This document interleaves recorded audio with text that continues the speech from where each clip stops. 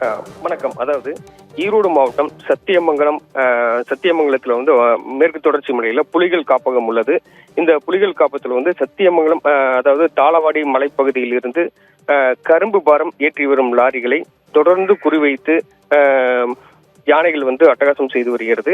அதாவது தாளவாடி வனத்துறையினர் தொடர்ந்து யானைகளை வனப்பகுதிக்குள் விரட்டாமல் அலட்சியம் காட்டு வருவதாகவும் அப்பகுதியைச் சேர்ந்த பொதுமக்கள் குற்றம் சாட்டுகின்றனர். அதாவது ஈரோடு மாவட்டம் சத்தியமங்கலம் புலிகள் காப்பக வனப்பகுதியில் ஏராளமான யானைகள், சிறுத்தை, மான் உள்ளிட்ட ஏராளமான வனவிலங்குகள் உள்ளது. இந்த நிலையில வந்து இவை அனைத்தும் வந்து அவ்வப்போது வந்து வனப்பகுதியை விட்டு வெளியேறி சாலையோரம் உலா வருவது வந்து சாலையோரம் உலா வந்து சாலையை கடப்பதும் வாடிக்கையாக இருந்து வருகிறது.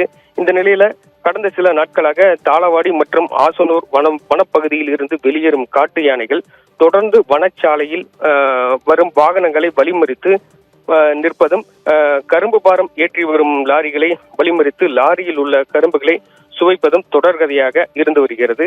இதனால் லாரி ஓட்டுநர்கள் மற்றும் சாலையில் பயணிக்கும் வாகன ஓட்டிகள் கடும் சிரமத்திற்கு உள்ளாகி வருகின்றனர்.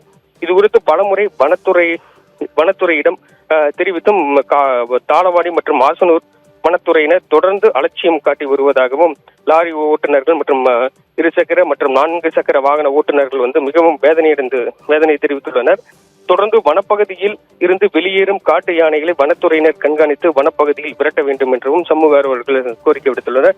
இந்நிலையில வந்து நேற்று வந்து வனப்பகுதியில் இருந்து, அதாவது தாளவாடி மலைப்பகுதியில் இருந்து கீழே சத்தியமங்கலம் பகுதியில் வந்து கரும்பு லாரி வந்து வந்தது.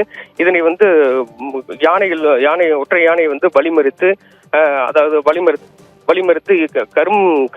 லாரியில் இருந்த கரும்பு லோட்டில் இருந்த கரும்பு கட்டுகளை எடுத்து சுவைத்து சாப்பிட்டது. இதனால வந்து வாகன ஓட்டிகள் மற்றும் டிரைவர்கள் வந்து கடும் அச்சத்தில் வந்து ஆழ்ந்துள்ளனர்.